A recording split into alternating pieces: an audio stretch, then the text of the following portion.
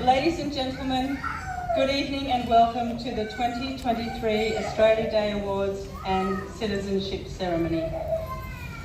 My name is Claire Raffin, Deputy Mayor of the City of Canterbury Bankstown, and I'm honoured to be here today on this special occasion. The Mayor has asked me to pass on his apology for not being able to be here today. His wife has tested positive overnight to COVID, and as a close contact, he will not be attending. He is disappointed at not being able to acknowledge our newest citizens and to recognise the achievements of our deserving award recipients. He asked me to pass on his congratulations to everyone. I am pleased to acknowledge distinguished guests here tonight. Uncle John? Uncle John, where are you? Uncle John, there you are. Jihad Dib MP, State Member for Lakemba. Wendy Lindsay MP, State Member for East Hills. Councillor Zazida Akhtar, there we are. Councillor Bilal El Hayek. Councillor Chris Cahill. Councillor Rochelle Harika, Councillor George Zakia, Councillor David Walsh, Councillor Shabelle Adarad, and Councillor Barbara Curry. Very nice, thank you. Yes, round of applause. To begin today's proceedings, I invite Uncle John to deliver the welcome to country. Thank you, Uncle John.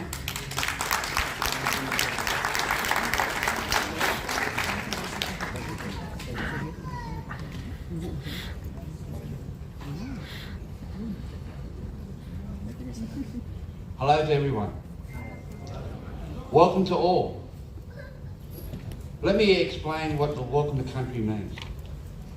Welcome to country means welcome upon this land, as you respect this land and also respect the people of this land. So when you're entering in from one country into another, you are welcomed to walk freely upon this land. Now, this is Dariknen, part of the Eora Nation. Now, part of that, there's 13 other nations that make up one nation of the Eora Nation. That consists of all the way around Sydney, going all the way towards the Blue Mountains, to the sea, all the way up to the north, all the way to Newcastle, then all the way down to Wollongong. So that's a very big area. 13 nations into one nation. I'd like to pay my respects to past elders, present elders, and future elders to be. Myself, I'm a Wiradjuri Dunghutti Yaranbala. So my bloodline is very big. It encompasses quite up and down from the north coast to the south coast and all the way out west. That being said, in our ways, sharing is caring and shared is cared amongst our peoples. For those who become Australian citizens this year, on this day, congratulations. Because you're part of the club of a very unique group. Because here, on this land, we welcome all. And everybody feels welcome to be welcome to be. Thank you very much. But before you think this is over, I've got a little present. Would Deputy Mayor Claire for being involved in the community, and also this boomerang is for Carl. Now I made this to give to the deputy to present to Carl. Now the thing about this design, this is the North Star. It's the very first star that appears before any other stars. So it's the leader of any other stars. So you see the sun going down and the moon rising. So here we go. And have Councillor Bilal come up here, please?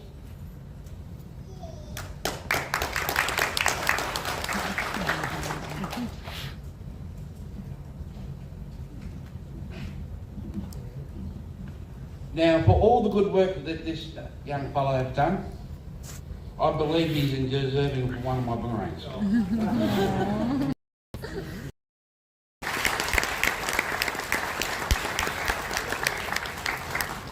Thank you very much.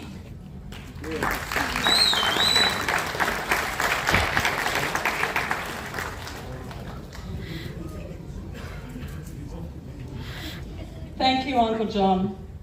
I'd also like to acknowledge the traditional owners of the land on which we stand and pay my respects to their elders past, present and emerging. The Australia Day Ambassador Program is a fantastic initiative involving the participation of high-achieving Australians in local celebrations.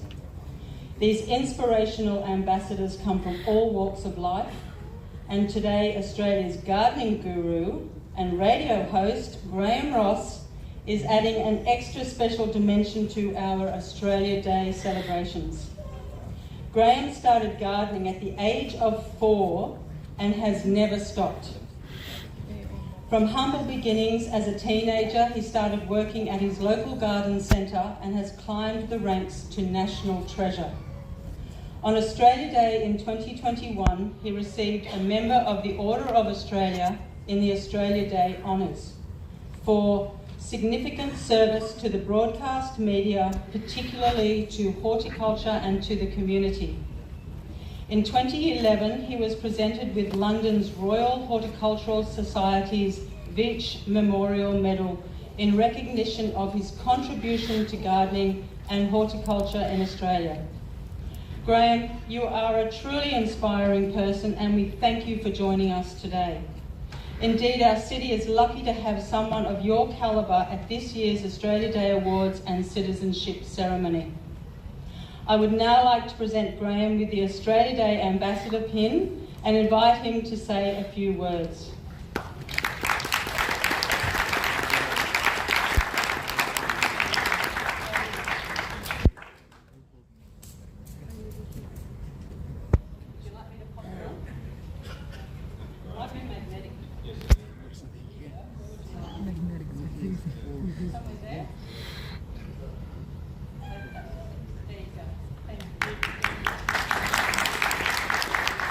Thank you very much. It's great to be here, and I also pay my respects to elders past and present.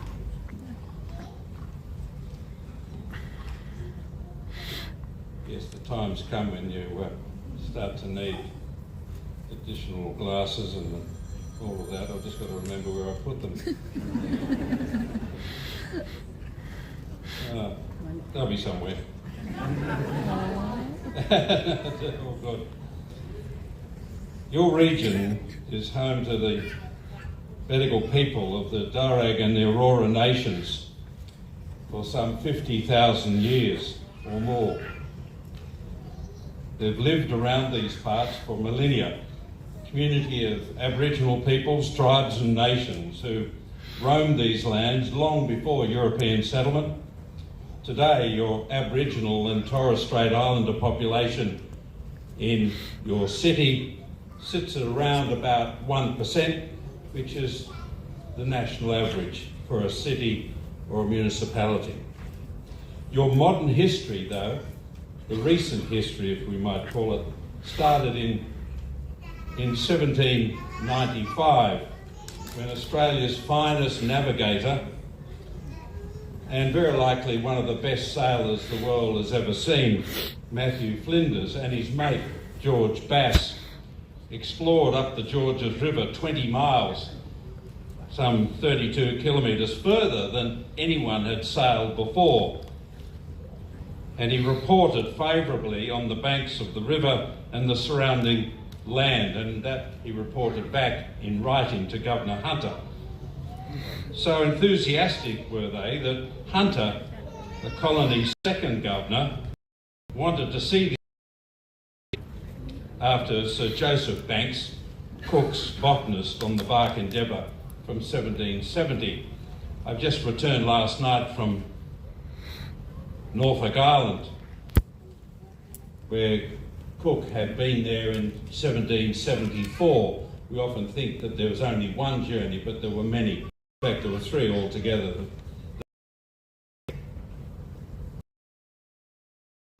Just 25 years after Cook's arrival, 25 years after Cook sailed into Botany Bay. Thank you, that's where I left it. Oh.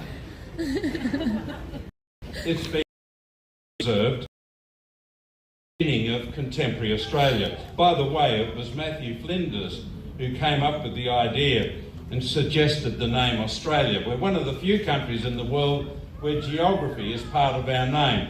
Australis means southern, the great southern land. This huge continent floating between the Indian, the Great Southern and the Pacific Oceans. For many years the area was ungoverned and bushrangers were active, but the constabulary moved in quickly from the city, old Sydney town, and two were caught in 1826 and they were disposed of, we might say, on the site of the water tower or the Bankstown Reservoir. Today, your city's 41 suburbs form a highly urbanised environmental community located just 9 kilometres southwest of the Sydney CBD, but it's getting closer every year with new trains, new roads and now planes. Your 371,000 inhabitants of Canterbury Bankstown, wherever you research, wherever you go looking, it's recognised today for its multicultural diversity, its restaurants providing a wide range of global foods, large expanses of native bushland, sporting facilities, the Bulldogs, and many recreational parklands and reserves. Many more than most councils are able to list. Access to two major rivers, the Cooks and the Georges, which I believe will become even more important in the decades ahead when we realise these waterways shouldn't be concreted in, and over time you'll find that they'll become more natural, maybe in our children and grandchildren's time. You've got great educational facilities, the uni next door, for example, great schools, 9 libraries, arts facilities, 46 public halls, 5 swimming complexes. You're a very proud city. The people of Bankstown, Canterbury have a long history of never flinching from their responsibilities. So if you're new to the community, and I mean the last 20 or 30 years, you'll become a local after about 40 or 50, they tell me. In 1939, we need to remember history. I'm a great fan of Australian history. Until you know the history, you don't know where you're heading. In 1939, in preparation for World War II, residents were conscripted for duty at the drill hall on Canterbury Road, Belmore. Camps were even set up around Canterbury Racecourse and in some of the local parks, in a weird but common reaction to foreigners. They were worried about anyone with a woggy sort of name. They were put into internment camps due to a suspicion of enemies in the ranks. Don't think that was unique to Australia. It happened in Canada, America, the United Kingdom, everywhere in fact, even though many of those men had fought for the Allied forces in World War I. Australia was spooked, and for good reason. Bankstown Airport, a strategic airbase, was handed to the US forces from 1942 until 1944 after Douglas MacArthur arrived in Australia. In 1945 it became the British Fleet Air Arm, known as HMS Navalny. Then in 1946 we stood on our own 2 feet once we managed to get our act together, and it was handed back to the RAAF. The Aussie No. 1 Fighter Squadron also took over Capitol Hall in Bankstown. So critical were these forces and Bankstown Airport that it was renamed Air Defence Headquarters Sydney, and transferred to a 3-storey, partly underground, purpose-built facility known as the Bankstown Bunker. All this industrial activity boosted, of course, a new wave of factories and industry, starting with Hawker de Havilland producing mosquito bombers in the airport. Most people don't know of the importance that Bankstown Airport made to Australia's security. Today, there are over 7,000 businesses operating in your city. By the way, the very sophisticated Bankstown bunker, disused RAAF facility, very similar to London's Home Office, which I have been in, with its twisting corridors and operation rooms and sleeping quarters, closed in 1947 after the war. And it was located on the corner of Marion and Edgar Streets and is buried under the public park there, surrounded by homes at the northern end of Taylor Street. So if you want to go fossicking around, you never know what you might find. After the Second World War, the population here exploded from people in inner Sydney, the inner city region of Sydney, then incoming migrants and refugees from Europe looking for a safe haven. Canterbury Bankstown welcomed them and subsequently changed its population makeup forever. This diversity increased in the 20th century, with migrants coming from Asia, especially China and Vietnam, and the Middle East, mainly Lebanese, Greeks, Italians, Irish, Indians and Bangladeshi. So the world came to Canterbury Bankstown. It makes you one of the most culturally and ethnically diverse communities in the entire nation, where 60% of your population do not speak English at home, and where 60 different languages are spoken. You are a very unique community. This is my 21st year as an Australian ambassador all over the country, in the bush, tiny little villages and big cities like yours. But I don't think I've ever visited a city that is so comprehensive. My interest in your major parks, covering over 1,300 hectares, includes McLeod Reserve, Paul Keating Park, Bankstown Oval, Bankstown City Gardens. These are at your best. Your city gardens, opened in 1973, contains a wide cross-section of rose gardens, native plants, perennials and lots more. And your council looks after them. My connection with Canterbury Bankstown commenced over 7 decades ago, when I spent every Friday from birth with my maternal grandmother. Mum and Dad were both working. I spent it in her garden, in a pram, and then ultimately when I was walking. It was at 317 Canterbury Road, right opposite the old council chambers. It was a great old, beautiful white building. I'll never forget it. My horticultural apprenticeship began at her feet. The feet of my grandparents, I suppose, but especially my grandmother. Her gardening lineage I didn't find out until I was 21. That's when the age when you're told stuff, you know. My family heritage goes back to Scotland to 1640, and there were gardeners in every generation from 1640 to 2023. I used to collect stable manure with my grandfather when I could just walk holding on to the edge of the wheelbarrow. We used to go down to Canterbury Racecourse. I was aged 5 and up. By the time we'd get back to the house, I had horse manure down the back of my shirt. I thought it was normal. I thought every kid who went to kindergarten had horse manure down his back. Later, my father and 2 others started the Child and Social Welfare Department for the New South Wales Government, later working from an office next to the courthouse here in Bankstown. The Child and Social Welfare Department, of course, became DOCS and now Family and Community Services. My older brother studied law and worked in Bankstown Courthouse, right next door. So over dinner, Bankstown, because of my dad and my brother's work, was common discussion. And when we all gathered at my nana's for fish and chips on a Friday night, it was all about Canterbury. So from Canterbury to Bankstown, I had the whole lot from the time I was able to stand up and can remember. So you've been part of my life since birth.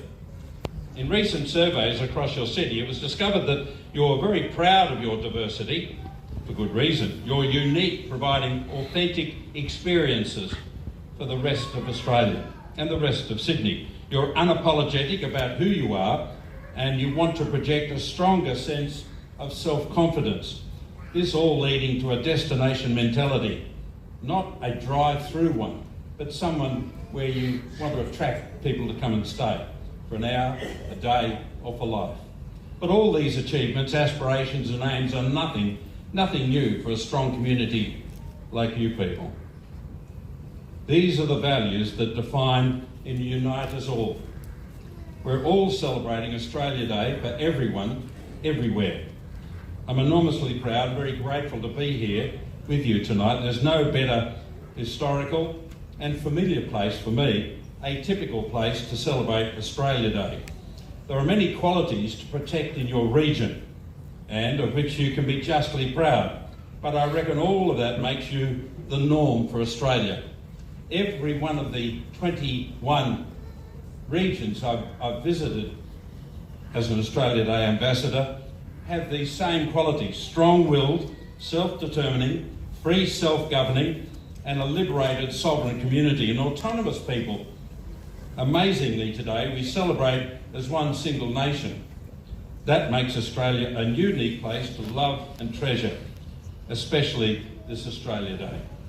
In the 21 years that I've been an ambassador for Australia Day and travelled the country celebrating with communities what it means to be an Aussie, no location could be more to me than this one here in Canterbury Bankstown.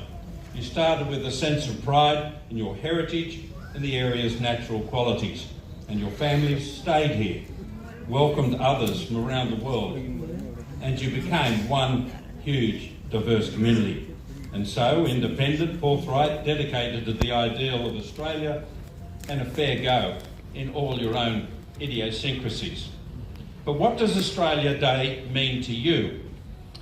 Yeah, it's a holiday, a day off, a barbecue in the park, a time to catch up with family, old friends, mates. It's friendship, community, celebration, pride, remembrance, achievements, acknowledgement, as we'll see later tonight, recognition. Yes, all of these things, but so much more. It's also a time of reflection to see where we are as a nation, where we have come from, and importantly, where we're going. Maybe even consider changing course. Isn't that what New Year's resolutions are supposed to be about? Trying something new, maybe even trying the impossible. Marathon man Kurt Beenley, OIM, spoke about the continuing difficulties that handicapped people have in our country, in our population. We're still reeling from the brutality of cowardly assaults on innocent people, women in particular. Mental illness is still a major hurdle facing our nation. And then there's our security. These may be some of those hard truths that we have to acknowledge in 2023. Floods, fires, the worst in our history, have taken a toll on the land, its carers, those who loved the country for 50, 60,000 years, and of course our farmers. We need to be alert and ask how you're going and are you okay? We all have a role to play. We are the oldest land. We have the biggest rainforests, some of the biggest deserts, some of the biggest rivers, especially at the moment where some of them are kilometres wide in the top end, and the tallest trees, the strangest animals in the world, and the most diverse and curious flora. We now have the biggest bushfires, the biggest droughts and the biggest floods. But you know, if you step back from that, that makes us unique. I know many of those bring tragedy to people's lives, but it's all part of our nation. In many cases, it's nothing new. Even with our tragic droughts and bushfires and flooding rains, we still manage to hold on to that tag just by the ends of our fingernails, the luckiest people. But you didn't need me to tell you that. Our Aboriginal communities are the oldest continuous civilisation on the planet. In some parts of the nation, up to 70,000 years. As a modern nation, we are one of the youngest, just 235 years old, 123 since federation of the country. But this doesn't mean to say we've been slow or late to learn about our international responsibilities. We are a nation of doers, people who get involved, often regardless of the cost, taking on the challenges of life, be it here or overseas. But that's our nature. We still continue to do that. Our sense of humour, I think, is a bit odd. It still confounds the rest of the world, although I think the Irish might have a bit of an idea to what we're on about. But nothing stays the same. Technology is flying at an amazing rate. Information technology. The last year, the world celebrated 53 years since we landed on the moon. I just want to take your attention for a couple of seconds, because we stand back now when they're heading back to the moon. It'll be 55 years before we eventually land on the moon again, just over half a century.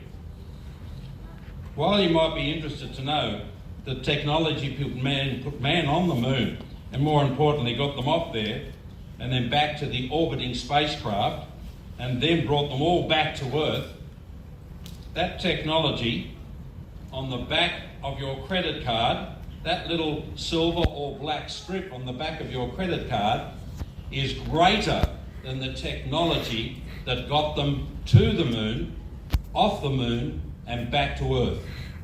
The technology on your credit card is thousands of times more complex than the actual technology that got them to the moon and back again. That's guts. And they knew it. They all knew it. And I've interviewed one of those amazing men who landed on the moon. And I said to him, what was it like, Commander Neil Armstrong of the LEM called the Eagle. He was steering the aircraft towards the surface of the moon. And you know, if you're coming into land in a plane as I was last night, if you're driving around in the city at the moment, you've got to watch out for potholes. Even Bankstown, Canterbury has got a few potholes. So you've got to watch out for the potholes. It was exactly the same on the moon. They've got a pod coming down, and they realised that they were going to land with one of the feet in a pothole. So they moved it a bit to the right. Oh, there's another one. I moved it back a little bit. I moved it forward a little bit. While they're doing that, to get a safe landing, they were using up fuel. They weren't particularly interested. They just wanted to land the damn thing so they could get out and have a look. But back at Cape Canaveral, instantly they got out their computers and started working out, because they knew that they were in real strife. After 21 and a half hours on the surface of the moon, it became time to rejoin Mike Collins, who was manning lunar module.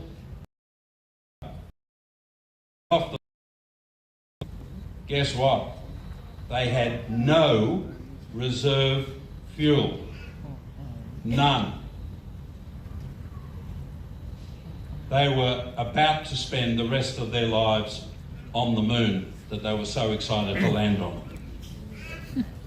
Now aware of the drama, and if you listen to the tape, you will hear 3 code names, 3 code words that are used to tell them that they're in big trouble. We have no extra fuel for you to get off the moon. So when they started, they had to take straight off. All of this has been written apart from the moon. They didn't have any time to spare. 10, 9, 8, 7, 6, 5, 4, 3, 2, 1. Hit the button. You know what happened? The button broke. The button, is there anyone here who's got an old Morris Minor? They're little toggle switches. They're little black toggle switches. Pretty basic. Nothing fancy. It's not like starting a car today. It was a little black toggle switch. He hit the toggle switch and it broke right off. Landed on the floor of the cabin. He had 1.5 seconds to decide what to do. He looked at the little hole, dived into his pocket, jammed his biro into the hole, pushed it forwards, and the engine started, and they took off. When he was telling me this story, I thought, gee, this is not bad. Even Blyton couldn't have written anything like that, you know. And he said, it's true, Graham, it's absolutely true, because here's the biro. And he was buried with it when he died. So you see, a lot of people have had stress That's the sort of stress I definitely don't want. But I know many of you do live in stressful situations. But Australia Day is a time when we have to look after each other and come together. I'd once again like to thank you for accepting me into your community tonight. Enjoy Australia Day tomorrow, 2023. Celebrate that other great attribute of being an Aussie. We know how to party. I hope you have a great day tomorrow and you enjoy the remaining proceedings tonight. And I didn't mention COVID once, I don't think. Thank you, Canterbury Bankstown, and thank you, Australia.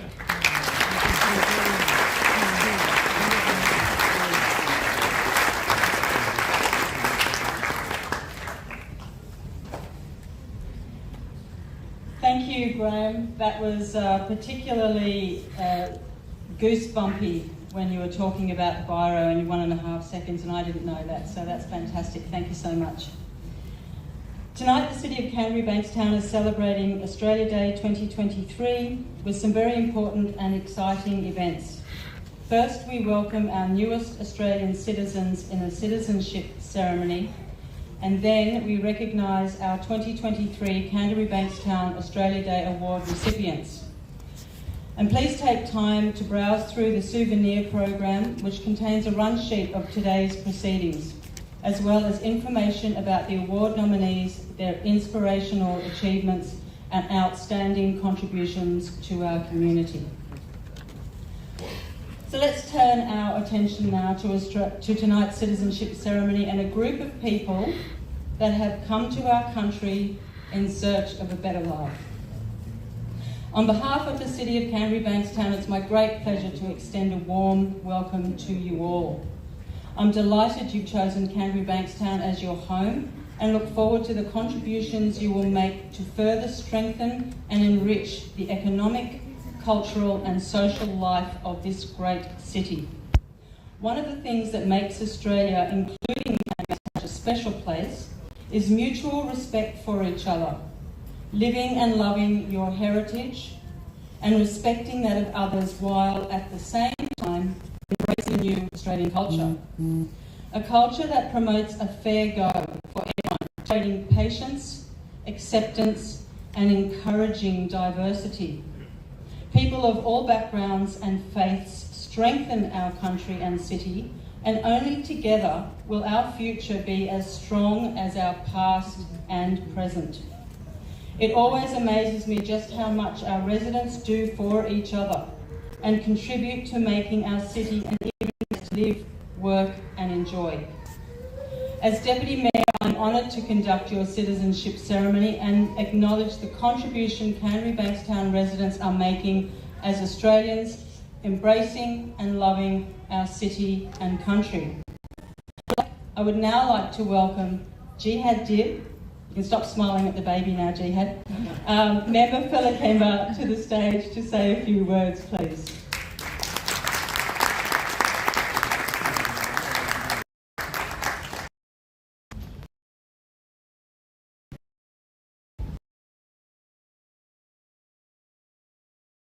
They're all grown up and doing some outstanding things. My wife always gets worried when I smile at babies because you think I'm getting clucky. I said, no, we've had our children. Somebody else can have children now. We've done our bit for Australia. I just want to keep it fairly short, but of course I want to begin by acknowledging the traditional owners of this land. I want to thank Uncle John for a very thoughtful acknowledgement of country, as you always do give us. Graham, thank you very much for being our Australia Day Ambassador. I went into Parliament and I had the great privilege of being Australia Day Ambassador. It's one of my favourite things that I've got to do, and I love visiting small country towns. I love visiting the big places. Of course, we've got so many here, MPs, the council, community leaders. So we're here for one is, of course, one of the things I enjoy, which is the citizenship ceremony. And like all of you here today, I wasn't born in Australia. My parents came here because they made a choice. There wasn't so much theirs, but they were trying to escape war. There's no way in the world, had we stayed in Lebanon, that I would have had the life that I have now. I was afforded an outstanding public education. I was given every opportunity. I had the chance to go to university. Those things wouldn't have happened had it been the same. And then of course the greatest privilege was to then become a member of Parliament. That would definitely not have happened. The reason I tell that story is because I want you to know that everything is possible. We live in the greatest country on earth. And even more than that, we live in the best part of the greatest country on earth. Because you've heard it and you've seen it and you know it and you live it. What makes us so special is the bonds that we share. It's the fact that we all bring something. We all contribute. There's not many places in the world where you can walk down the street and you can see people from everywhere. And you can hear different languages, see different faiths, and we live harmoniously. And yeah, of course we've got challenges. Everybody has got challenges. But let's have a look at what we've got. We've got people here who believe in a city, who believe in a country, who believe in each other, who love each other. And I know Graham didn't mention COVID, but I'm going to quickly. I'm not going to talk about the issue of lockdown. I'm going to talk about something much better. When we had people here who couldn't find food, who lost their jobs, who couldn't pay their rent, it was this community that dug deep, that supported one another. Shopkeepers who donated food, people who donated their time, others who delivered, people who made phone calls to check in on each other. That's what community is about. And this community is a family. They look after one another, we care for one another, we celebrate each other's success, and we cry when other people go through hardship. That's who we are. And today, you've always been part of the family, but today there's another layer. You actually are part of the Australian family. Every right that I have, you will have. Every opportunity I have, you will have. No one will ask you what your passport is. You are Australian. You belong here. And I ask you to make the most of this opportunity. Don't forget where you've come from. Don't forget your heritage. Don't forget your history. Instead, bring all of that. Help contribute, make this story of Canterbury, Bankstown and Australia even better than what it is. Because when we're in it together, then we actually create the best situation possible. So we get to do lots of things. These are the favourite things. Of course, the second one is Australia Day. And there's lots of discussion about Australia Day. The fact is, there's people here who can trace their heritage back 60,000 years. And there's people here who trace their heritage as Australians to today. We all contribute. We are all part of that great Australian story. We share the same values, those values of egalitarianism, of looking out for one another, of sharing and of caring and of belief. Because what makes you a great person is the other reason to be proud of that. These are special times. I thank you for choosing to live here in the best part of the best country in the world. I wish you all the very best as you become Australian citizens. I wish you all the very best for Australia Day and for the year ahead. And to finish off, I want to say to you, welcome home. It's great that you decided to join us and to be a part of us. And I can't wait to see someone like this young lady when I'm an old man delivering a speech, as I am right now. All the very best. Happy Australia Day.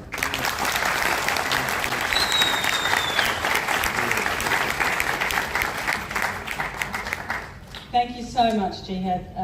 I'd also like to now welcome Wendy Lindsay, member for East Hills, to the stage to say a few words.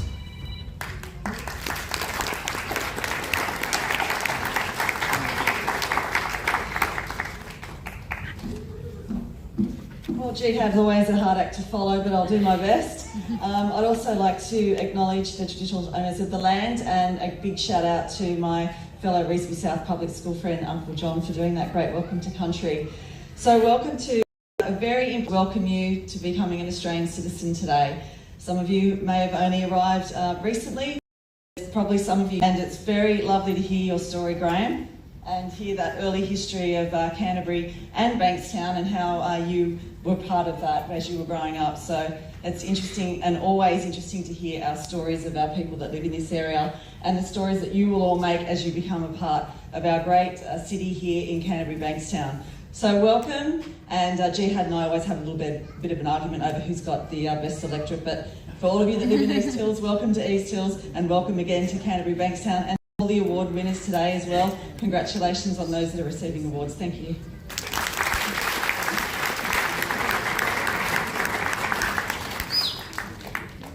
Thank you, Wendy. I have a message of congratulations from the Minister for Immigration, Multicultural Affairs and Citizenship, the Honourable Andrew Giles, which reads as follows. Thank you for deciding to become an Australian citizen. Today you join a nation that is one of the world's most successful overseas. In Australia, everyone can be proud of who they are, and everyone should be respected, valued, and feel a sense of belonging. We are privileged to share this beautiful country with the world's oldest continuing culture. This is a fundamental part of who we are. For more than 60,000 years, First Nations peoples have cared for country. Appreciating and understanding this truth is a vital part of what it means to be Australian. Australians are united by our shared commitment to democracy and the rule of law, and to freedom of speech, religion, and association. Our diversity is our greatest strength, and we prosper by embracing this. We believe in a society in which everyone is equal, regardless of their gender, faith, sexual orientation, age, ability, race, national or ethnic origin. Ours is the land of the fair go, in which respect and compassion underpin our care for each other and helping us to reach out to those around us in times of need. By becoming an Australian citizen, we make a commitment to these values and to contribute to our evolving Australian story. On behalf of the Australian Government, heartfelt congratulations on becoming an Australian citizen. Australian citizenship entails responsibilities and privileges, and it is my duty to advise you that Australian citizenship represents full formal membership of the community of the Commonwealth of Australia. And Australian citizenship is a common bond involving reciprocal rights and obligations, uniting all Australians while respecting their diversity, and persons of whom Australian citizenship is conferred enjoy these rights and undertake these obligations. By pledging loyalty to Australia and its people, by sharing their democratic beliefs, and by respecting their rights and liberties, and by upholding and obeying the laws of Australia. I will now ask those of you becoming Australian citizens and who wish to take the oath under God to stand to take the Australian Citizenship Pledge. So all those who are undertaking it in the name of God, please repeat after me. From this time forward under God, I pledge my loyalty to Australia and its people, whose democratic beliefs I share, whose rights and liberties I respect,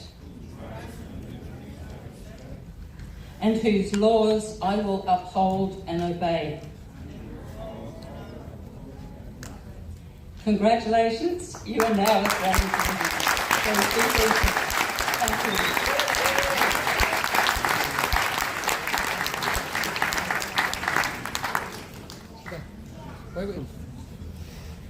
I will now ask those of you becoming Australian citizens who wish to take the affirmation to stand to take the Australian Citizenship Pledge. Please repeat after me. From this time forward, I pledge my loyalty to Australia and its people, whose democratic beliefs I share, whose rights and liberties I respect, and whose laws I will uphold and obey. Congratulations, you are now Australian citizens.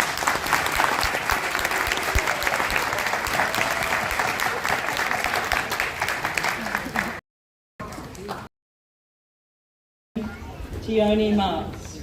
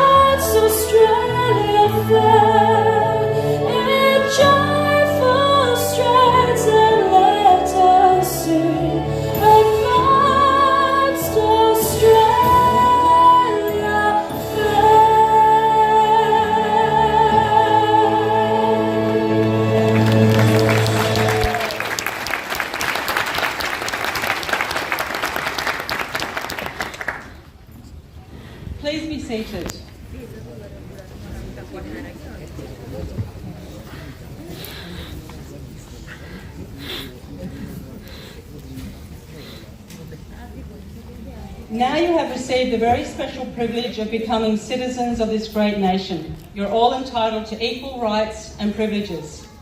But let's be mindful of our shared responsibility to secure a prosperous and harmonious future for present generations and those to come. I warmly congratulate each and every one of you as Canterbury Bankstown's newest Australians. Please come forward when your name is called so I can present you with your Certificate of Australian Citizenship. I would like to invite